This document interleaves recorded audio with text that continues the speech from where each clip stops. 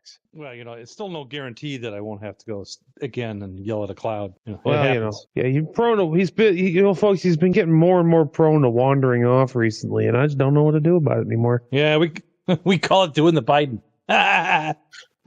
hey, that's almost relevant. You knock almost. That off. No, a couple of years ago, it'd be relevant. Now it's like, whatever. It's still kind of relevant. It's a wider relevant. I shot an elephant in my pajamas. How he got in my pajamas, I don't know. All right, I'll try to bring the funny. You're going to have to bring the angry. I'm going to bring the something. It's either going to be angry or all on the verge of suicidal. I haven't decided yet. Why not both? Porque los dos. Angry. Yeah. Angry right. Death. Angry yet suicidal. That's downright That's almost homicidal. Almost. You know what? Maybe we should just kick this thing off. What do you think? I haven't decided if I'm going to take you with me or not. Well, either way, it ought to be a fun ride. Yeah, welcome again to another. Kick this thing off. Welcome again to another episode of Drake and the Maestro. Almost relevant and now almost ready. What? I said now almost with a plot. No, not that. Never that. You know, when you're telling these little stories, here's a good idea. Have a point. It makes it so much more interesting for the listener. Obviously, we're still in the year of the fever dream, so welcome to it. It just keeps fevering. Needs to stop.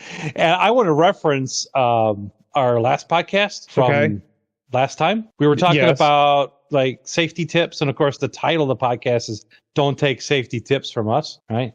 But anyway, one of our safety tips was in the news recently, just a few days ago. Yeah.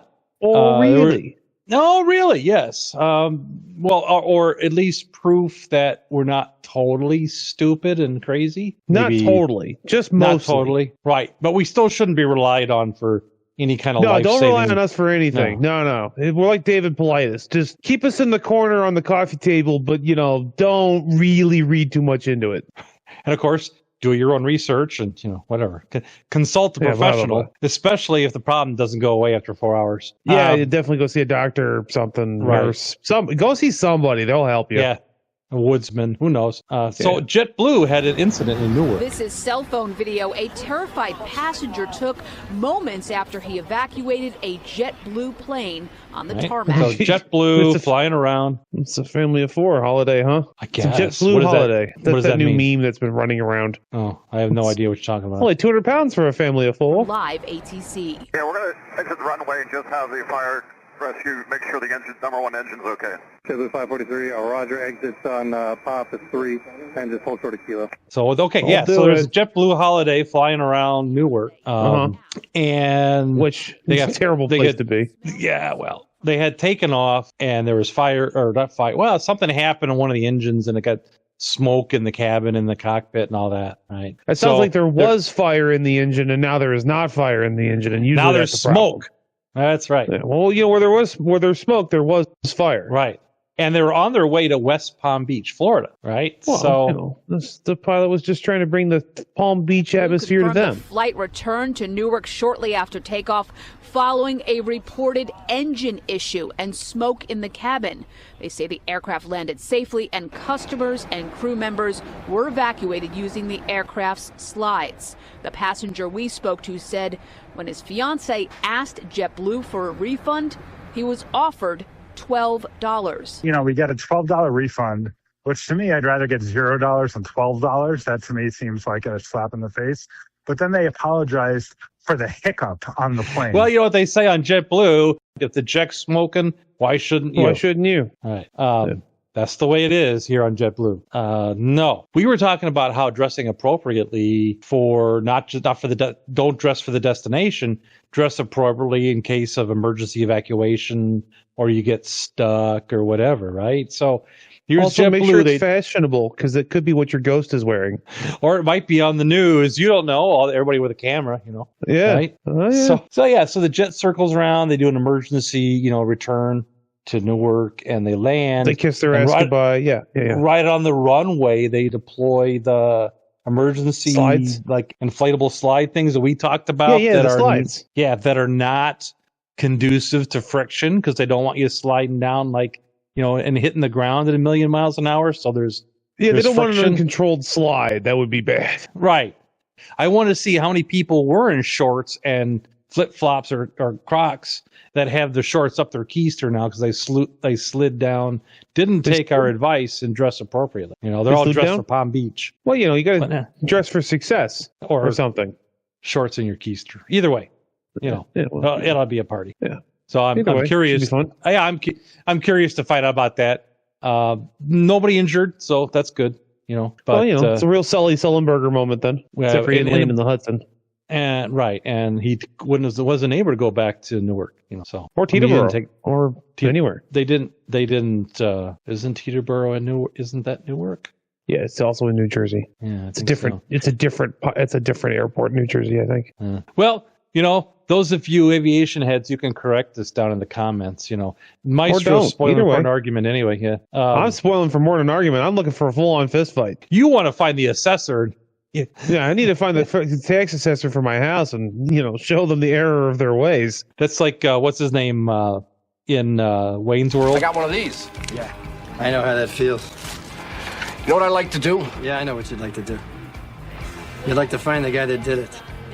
Rip his still beating heart out of his chest and hold it in front of his face so he can see how black it is before he dies. Actually, I was thinking about filing agreements with the union. Well, the world's a twisted place. It's Ed O'Neill, right? Children. Yeah, Ed O'Neill. It is. Yeah, it's Ed O'Neill. Yeah. So you're looking for Ed O'Neill, tax assessor, who was just reassessing your house. Mm-hmm. Raise my property taxes again for like the fifth straight year in a row when no one else on my street's gone up for 5 years. Why do my house keep going up? I know the government likes number go up, but you could stop anytime now. So you're gonna march down like I've done in the past, march down to the assessor's office and present the bill, with the assessed value, and go, listen, if you can get this much for my house, I'm in. Where do I sign?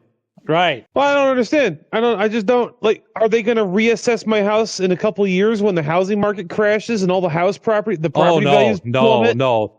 They just won't. No, they're not. It just won't go up. You know, right. I want it to go down. If we're going to be reassessing things, let's reassess them on an annual basis so they can go down when the market value crashes. Your assessment should go down because the house was assessed with a full porch on the front, you know, the full deck. And then when we rebuilt it to patio and deck. It's half. The deck is half the size. So you should get a reduction. No, it didn't reduce. No, it's not reducing. Some of these places, they don't know. I guarantee you, they never came out. They never came out and looked at it. Mm-hmm. No, they just was like, that's what we think the market value for that house would be based on the condition we think it is. It isn't even based on condition. The house can be early rummage sale. They don't care. There's a lot of people that won't do maintenance and stuff on their house because I think it lowers their property tax.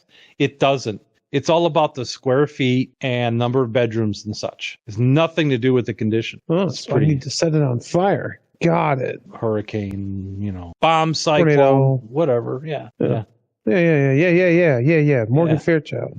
Yeah. No, but the burning question of the week is will you listen to William Shatner's new heavy metal album? That's right. No. Shatner alert. That's right. For all, you know, sensitive listeners, it's going to be a William Shatner segment here. So, oh dear. So William Shatner has put out that he is releasing and has collaborated with 30 heavy metal virtuosos to release a heavy metal album. Yeah, he's doing the not Robert Lee. What was the guy's name that was Saruman and Lord of the Rings, and Christopher Lee? Again, I don't know. I don't either. But he played Saruman in Lord of the Rings, and he did a heavy metal album, and he actually deserved it because he was kind of a, you know, this could be more like a bad mofo. Glenn Campbell's resurgence. Yeah, it's exactly what, or Pat Boone. Pat Boone, yeah. Yeah. This is going to be Pat Boone does heavy metal all over again. Say your prayers, little one. Don't forget, my son, to include everyone. Well, I don't know. I will be very, and the answer for myself, yes, I'm going to listen to this show. I'll let you listen to it, and then you let me know. Yeah, I'll listen so you don't have to. That's right. Please do. But I'll be very disappointed if he doesn't have a spoken word portion in there. How do you turn a rap song into a spoken word song? He found a way. Which is what I put in his comments on social media when other people were talking about, how William Shatner doing heavy metal? How is he going to do heavy metal? And the other person, like in his press photo, he's holding a Les Paul, but he's holding it back. He's holding it backwards. He's holding it left-handed. Yeah, because he is left-handed. I am not left-handed. William Shatner is. And so thank you, Count of Monte Cristo. That's the what's his Inigo Montoya from. I know who it is. Okay, Monte Cristo. He was famous for his sandwich. Anyway, and that's what he was famous for, right? Well, you gonna stick with that, or you gonna learn something today? I am. Just like in world history, when I was getting really fed up with the teacher and everything, and on the test about the Romans, what was Julius Caesar most famous for? And his salad. His salad. Of course, it's his salad. Come on. His salad. I failed that exam. As you deserved. Yeah, but it was worth the funny. Even the teacher was laughing. Like, I'm going to fail you, but it's funny. For the funny. Could you give me some pity points at least for the funny? Right, or some credit for the creative writing or something. You mean this isn't creative writing? I've been in the wrong class all this time. Yeah. Gotta go. I traded out that class because it was just like, how many boring dates can you memorize to a kind of a round table forum class called Modern Problems? And I figured that since I was a modern problem, it fit perfectly for me. Well, then you should have become a modern solution, and for my young and on the go, attitudes and personalities for the modern, whatever. I don't know. So anyway, you were So I was on the heavy. I was Shatnerizing, and people were commenting on his social media post, and kind of making fun of William Shatner the way people make fun of William Shatner, and he takes it, of course, just the way he always does, kind of wink and a nod. And he says, "Hey, I'm 94. I'm gonna break out into do something new. I'm tired of being typecast as the good-looking captain." Right. He's like, "Hey, I'm 94. I'm just gonna turn up the volume and do my thing." It's like, okay. Actually, does look. Well, pretty he has good to. He can't. He's 94. He can't hear it anyway. Right. Yeah. He's like, I'm 94. I've been to space. Now it's time for a heavy metal album. You know what? Okay. All right, sure, then. Why not? Yeah, why not? Why not? And people were like, they're in the comments, they're talking, talking them down, and you're holding the guitar upside down, and other people like, well, he's left-handed, so doesn't even gonna do a heavy metal album, doesn't even know how to hold a guitar, but he's not playing the guitar, so it'll be fine. How are you gonna play the guitar upside down? I just put in there where they got snarky. I just had to say it's William Shatner. He'll find a way. It worked for Jimi Hendrix. Yeah. He played his guitar upside down. That's what other people said. It's all, whatever. Who cares? It's a press photo. Exactly. And a pretty good one, too. It's a television show. You should really just relax. Correct. All right. That's where I'm at now. I brought the rage, but honestly, the more life goes on, I'm like, you know what? Bring it on. Just I'll ignore you just like I ignore everything else. Screw it. Yeah. Take me to collections. You can't squeeze. I'm tapped out on funds. You can't squeeze blood from a stone. You want your money, you'll get it eventually. They're gonna try, but right. I'll go all the way to the court case. Like, listen, I want to pay. I can't. I got other debts I got to satisfy. Right. And how much of that is stuff left over from the insurance company? Everything that I'm paying is all left over from the insurance company. Right. What they're not paying. Yeah. There's a whole dance that has to happen with this stuff. It's just ridiculous. A lot of times I found that by resubmitting, going, hey, send this back to the insurance company, or finding out why the insurance company denied that part of the payment. And a lot of times the insurance company will automatically deny coverage. They'll just automatically deny it. And if nobody fights to get it covered, they're like, that saved us some money. Yeah. You got to get into this whole back and forth fight and sit on hold for 13 days. And, it's I wonder if I know anyone that's retired that's willing to sit on hold for me and be my advocate while for a fee, Is that fee the cheese whiz I owe you? I think so. Because that's about what I can afford. I think that's about it. I would settle for some of that Marx wine cheese spread stuff, Ooh. Yeah. If you can find it. That's pretty good even without the helper. you know. Yeah, a hamburger is pretty good without the helper. All right. How could I enlist you for a case of Mellow Yellow Zero Sugar? Yeah, especially since you can't get it around here, you know. Yeah. All right, we're in. Yeah. The audience, Right. I got him. Done. Ladies and gentlemen, Done. we got him. Reminds me, I was watching the cop show, one of my cop shows, right? Again. Yeah. Yeah. Georgia, right? It's got to be Georgia. Georgia trooper Georgia. pulls over and arrests the subject in a Challenger going over 120 miles an hour, which Woo-hoo. I think in Georgia, that's an automatic felony, automatic 10 That's years. an automatic felony in Illinois. Yeah. So there you go. Right. But the cop gets to the door of the car. They do the whole felony stop, get out of the car, stand on one leg.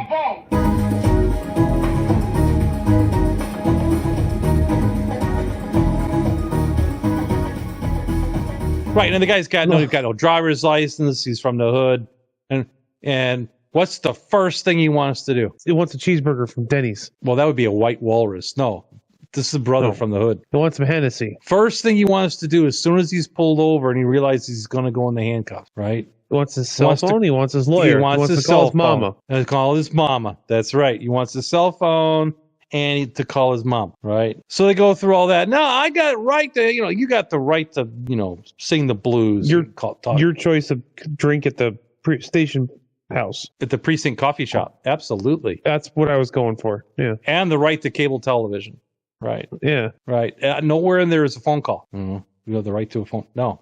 You have the right to an attorney. If you can't afford one may be provided. And not even will be. It's may be provided for you. It really depends.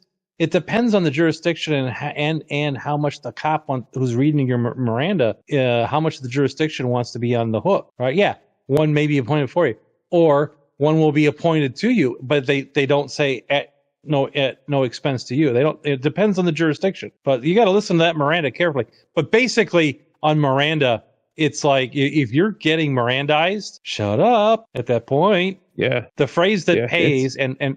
We have a family member who knows all too well the consequences of disregarding that advice, right? Because the Supreme Court has already ruled that the police can lie to you to try. Absolutely, they can. Yeah. Why wouldn't they be able to lie to you?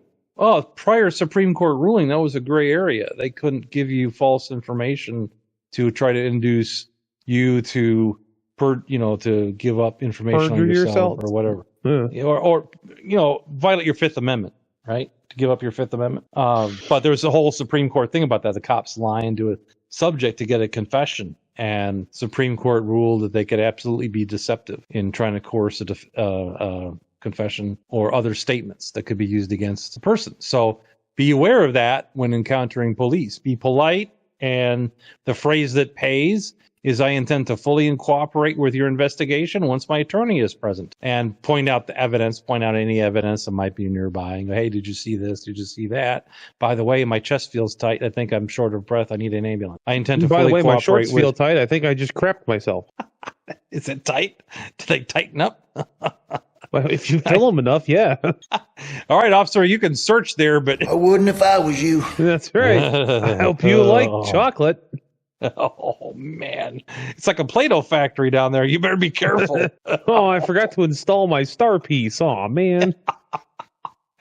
Oh, dear. So, the guy realizes the guy's posture changes as he's being, manipulated to the back door of the police car. His head's being bounced off the roof of the car. Sure, yeah. Well, he was kind of like, oh, man, he's kind of resigned himself to the whole thing, and he's got no cell phone. He's being cuffed. He's being stuffed in the back of the police car. And then the door opens to the back. They're going to open the door to push him in. And that's when the guy's nightmare really started.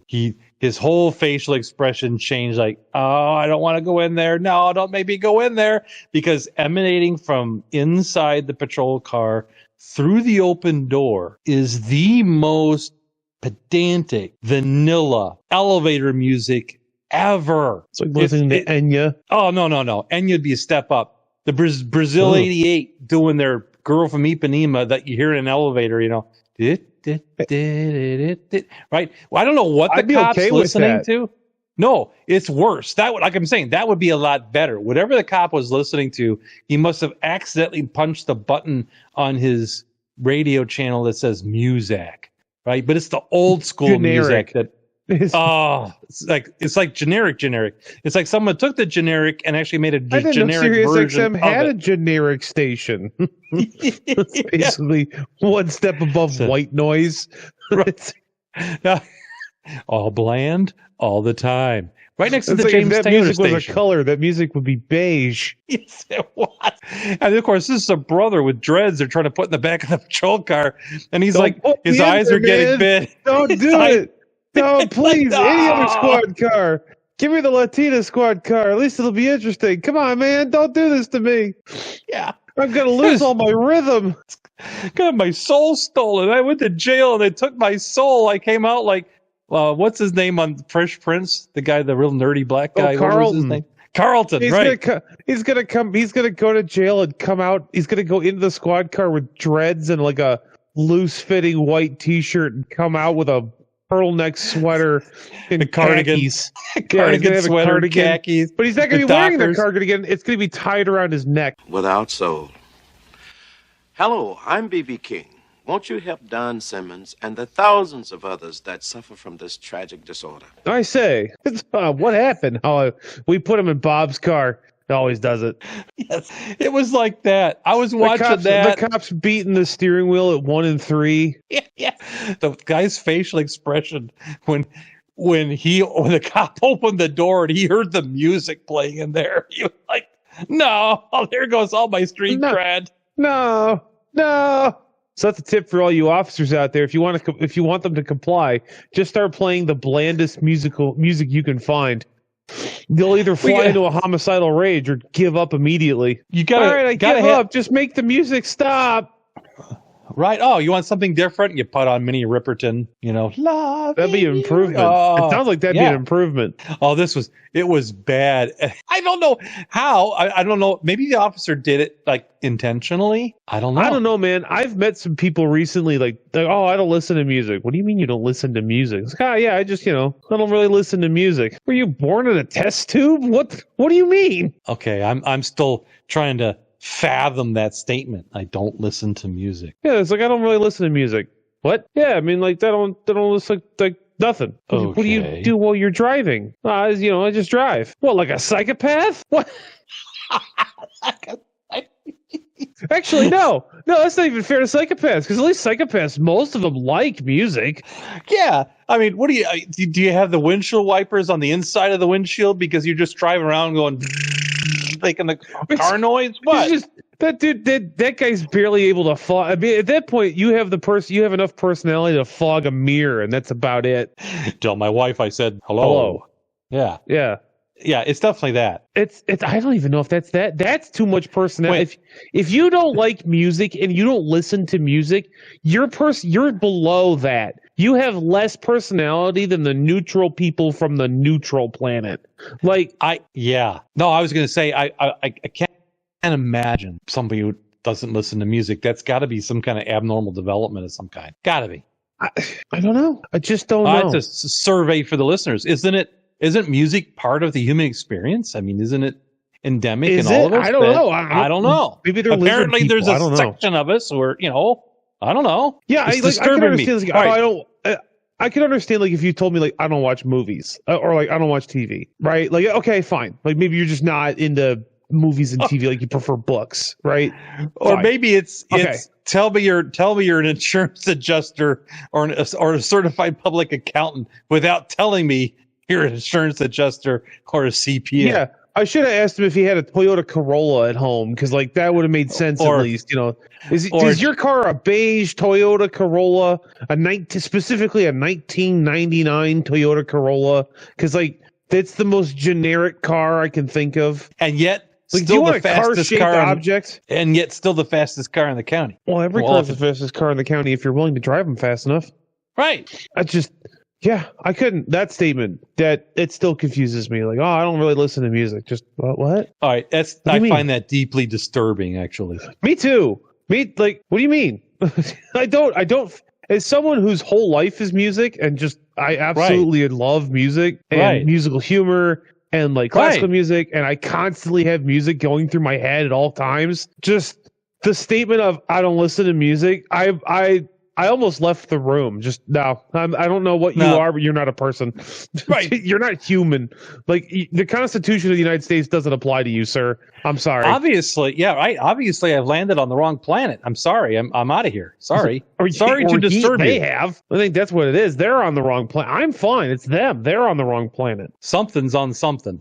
Yeah. Maybe it's maybe it's because Trump is releasing all the alien files. I don't know. I don't know, man. I don't know. There's a lot of files being released, and I don't like any of them. No, that's right. And I'm getting tired of this is in this files and these are in these files. You know what? I mean, exactly how does that make my property taxes go down? Huh? What's that doing for me? Nothing. Yeah. Other than making me angry. Stop it. All it is gives you tools to like or dislike more the person you already in politics you already dislike or like. Honestly, just made me dislike all of them. It's just more and more. Like, oh, good. Now, in that disappointment, we should probably time to go for today. Right. If you need to reach us, you can, of course, always leave comments in the podcast venue of your choice. Head on down to Maestro's Guillotine Market. I'll be opening it up real soon. Get your high quality guillotines from me. Don't accept any Chinese substitutes. No, except no imitations. Guillotines offer clean cuts on the first whack. Wow. Do you get a free head basket with every order? Yeah, I'll even weave it myself. Nice. Well, if you need to reach us, you can reach us at DrakeAndMaestro@outlook.com. That's DrakeAndMaestro@outlook.com, or on X at DrakeAndMaestro, or even YouTube at DrakeAndMaestro. Tune in next time when the Maestro says, when you need a head removed, call the Maestro. Well, thanks for listening. And adios. Adios. Arrivederci. Hasta la vista. Adios. Adios, muchachos, caballeros. Will you get out of here? Strange, he left by the balcony. Well, that's interesting. This is on the tag on. This is on the fade out. It is. Well, at least one of us knows where we're going with this podcast.